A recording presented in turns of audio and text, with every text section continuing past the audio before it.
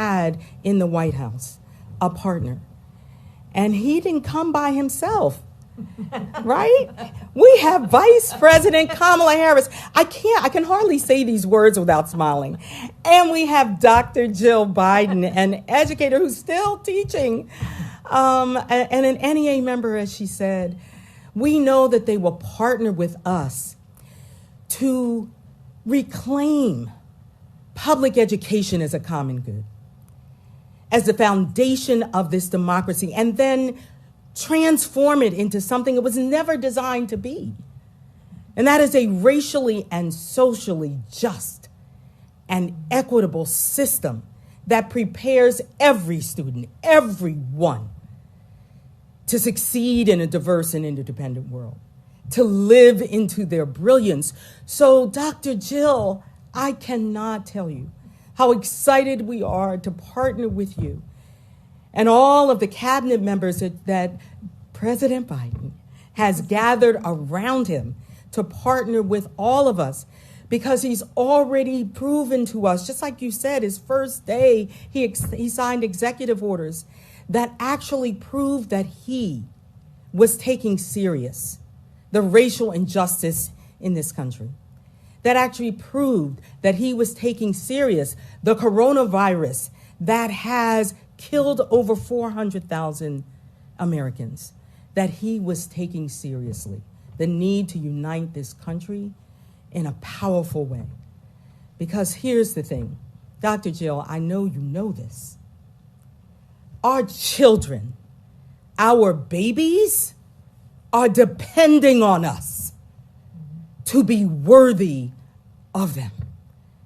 So on behalf of the 3 million members, your 3 million of your closest friends, Dr. Jill, I just need to say thank you.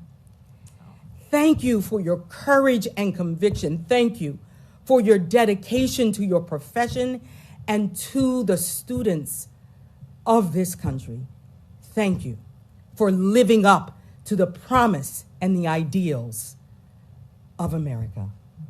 It gives me such great pleasure to introduce my friend, my colleague, the president of the American Federation of Teachers, a history teacher, I believe, just like my dad, Miss Randy Weingarten. Thank you, Becky, and thank you, Becky, and thank you, Dr. B. And I, too, will be calling the President Biden, and I, too, will be calling the Vice President Harris. And I love using Dr. Biden before your name. And what it does, and it's interesting to have had that tussle with the Wall Street Journal, because in that moment, teachers all across America said, Dr. Biden is a doctor. She earned that doctorate. That doctorate was something that she earned in education. And that shows our respect for her.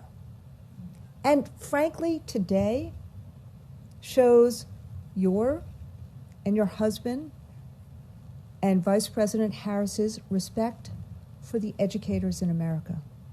What you just said to the educators today, the compassion, the grace, the thanks. Our profession is one, and we at the AFT represent nurses and teachers and bus drivers. We represent the helping professions. They want respect. They want dignity. But even when they don't get that, they are going to do everything in their power to help care for a nation, engage a nation, educate a nation. And that is what we heard from President Biden yesterday.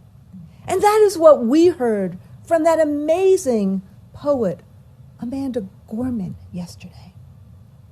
And that is who the teachers of the country are. Look, they always have hope. That's part of our DNA. That's part of our job.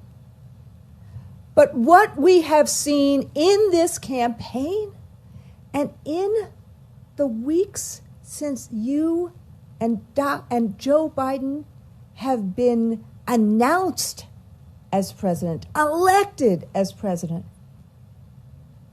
by millions of people and the Electoral College,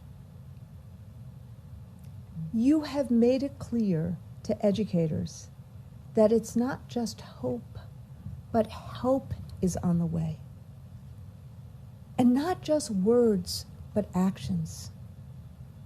You're totally right. You're so right about who teachers are in this country, just like who nurses are in this country. They turned on a dime. They have used their kitchens have become their classrooms. Their cars have become internet hotspots. They have figured out how to use the internet in ways no one ever imagined. They've engaged kids. But we need help. We need the funding that is part of the Rescue Act that now President Biden announced last week and that we need the Congress to do. We need that safety guidance and those plans that we've been begging for, Becky and I, for months, to try to reopen in-school learning safely, particularly for the kids who need it most. Kids, 30 million of whom used to get their meals at school, 16 million of whom still don't have connectivity.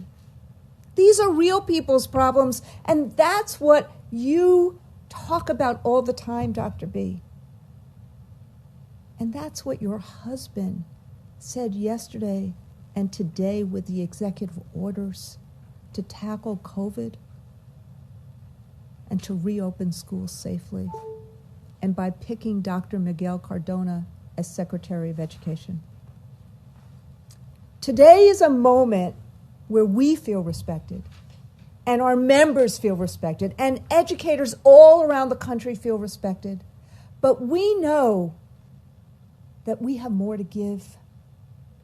And working with an educator in the White House, someone who walks in our shoes, someone who knows the challenges and the aspirations of children and of the educators in the country. Frankly, that is more than I could ever have imagined before this moment. In the last few days, we've gone from insurrection to inauguration. We've gone from chaos to community. As Martin Luther King said in his last book, will we have chaos or will we have community? What you've done for our members, Dr. B, for educators throughout the country, is that you have said to them, this is community. This is us working together. This is us together finding a way to ensure that every single child has the power to not only dream his or her or their dreams, but to achieve them, regardless of demography or geography. And so as this history teacher, whose grandparents came from the Ukraine, who sees the Statue of Liberty as a statue of openness and possibility of our country, we pledge to work with you each and every day to lift up our country, to lift up our schools, for educators to have the partner that we now have in President Biden, in Vice President Harris, and in Dr. Jill Biden. Thank you so much. Thank you, Randy. You know, over and over, I've made you a promise that when Joe was elected president, that you will always have a seat at the table. And I meant it. Our schools, our students, our communities, you know, we're all facing so many challenges right now. And I know that you are stretched thinner than most. But educators, this is our moment because we know how to turn chaos into something beautiful. We do it every day in our classrooms. We know how to learn the lessons of our past and grow into something new. We never stop learning and growing. We know how to be a light in the darkness. And Joe is going to be a champion for you because he knows that's the best way to serve our students. Together, we are going to transform our nation's education system. And when we do that, we will change the course of our future forever. And if you ever wonder if it's possible, just remember that the First Lady of the United States is one of your own. So I want to end by saying thank you for all that you do. In the day-to-day, we don't always recognize how much this work matters, but it does. Right now, someone out there is a better thinker because of you. Someone is standing a little taller because you help them find the confidence that they need. Someone is working a little harder because you push them to try.